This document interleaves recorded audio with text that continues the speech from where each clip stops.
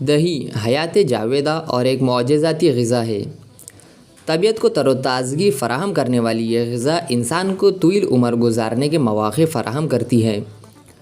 لسی پئیں یا چینی ڈال کر کھائیں، دہی کھانے سے طبیعت میں تازگی محسوس ہوتی ہے۔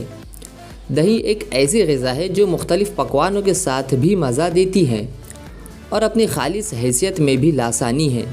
لیکن کیا آپ نے کبھی سوچا کہ دودھ کو دہی کی صورت میں آنے کے لیے کتنا سفر کرنا پڑا؟ دہی، جسے عربی میں لبن، فارسی میں ماست اور انگریزی میں یوگرٹ کہتے ہیں، صدیوں سے انسانی خوراک کا حصہ ہے۔ ابتدا سے انسان گائے، بکری، بھینس، اونٹ اور بھیڑ کے دودھ کو بطور غذا استعمال کرتا آ رہا ہے۔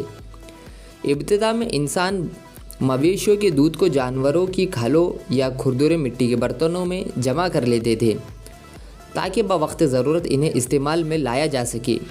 شروع میں دودھ کو جانوروں سے حاصل کرنے کے بعد اسی طرح کچی حالت میں رکھنے کی کوشش کی گئی، لیکن کچے دودھ کو محفوظ حالت میں رکھنا، وہ بھی اس طرح کہ اس کی غذائیت بھی برقرار رہے، ناممکن سی بات ثابت ہوئی۔ اسی لیے اس مسئلے کا حل ڈھونڈا جانے لگا۔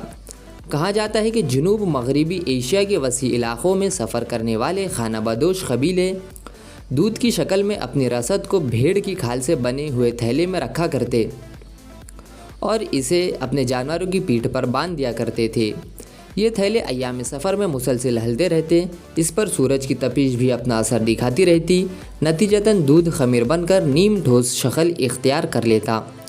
وہ اس بات سے ناواقف تھے کہ بھیڑ کی کھال کے اندرونی حصے میں چھپے ہوئے جراثیموں نے دودھ کو خمیر کر کے دہی کی شکل دے دی ہے۔ ابتدا میں دودھ کی اس شکل کو بہت کم مقدار میں استعمال کیا جاتا تھا کیونکہ خانہ بدوش اسے زہریلا سمجھتے تھے۔ پھر آہستہ آہستہ تجربے سے یہ بات سامنے آئی کہ دودھ کی یہ نئی شکل مضر صحت نہیں بلکہ ایک معجزاتی غذا ہے۔ جب اس کی افادیت سامنے آئی تو اسے بنانے کا طریقہ بھی دریافت کیا گیا۔ دودھ کو جمانے کے لیے انہوں نے اس میں تھوڑا سا دہی ملایا۔ یہ تجربہ کامیاب رہا اور پھر دھیرے دھیرے یہ بات بھی ثابت ہو گئی کہ کھٹا اور خمیر کیا ہوا دودھ تازہ دودھ سے بہت زیادہ فائدہ مند ہے۔ یہ نہ صرف زیادہ عرصے تک اچھی حالت میں رہتا ہے بلکہ اس کا ذائقہ بھی مزیدار ہوتا ہے۔ بلغاریہ کے لوگوں کی طبی عمر دیگر ممالک سے زیادہ ہے۔ سائنسدانوں نے مسلسل تجربوں اور تجزیے کے بعد پتہ چلایا کہ اس کی ایک وجہ دہی بھی ہے، کیونکہ وہاں کے لوگ دہی کا استعمال بہت زیادہ کرتے ہیں۔ فرانس میں اسے حیات جاویدہ کا نام دیا گیا۔ سن 1700 میں فرانس کا کنگ فرسٹ کسی بیماری میں ایسا مبتلا ہوا کہ کوئی علاج کارگر نہیں ہوتا تھا۔ بیماری کی وجہ سے بادشاہ سوکھ کر کانڈا ہو گیا۔ نقاہت اس قدر بڑھ گئی کہ وہ بیٹھنے کی قوت بھی کھو چکا تھا۔ اس کے علاج کے لیے مشرق بعید سے ایک معالج کو بلایا گیا۔ اس نے بادشاہ کو صرف دہی کا استعمال کرایا اور کنگ فرسٹ صحت یاب ہو گیا۔ فرانس کے ایک ماہر جراثیم لکھتے ہیں کہ دہی دراز عمر کی چابی ہے۔ اس کے استعمال سے نہ صرف انسان بہت سی بیماریوں سے محفوظ رہتا ہے بلکہ عمر بھی طویل پاتا ہے۔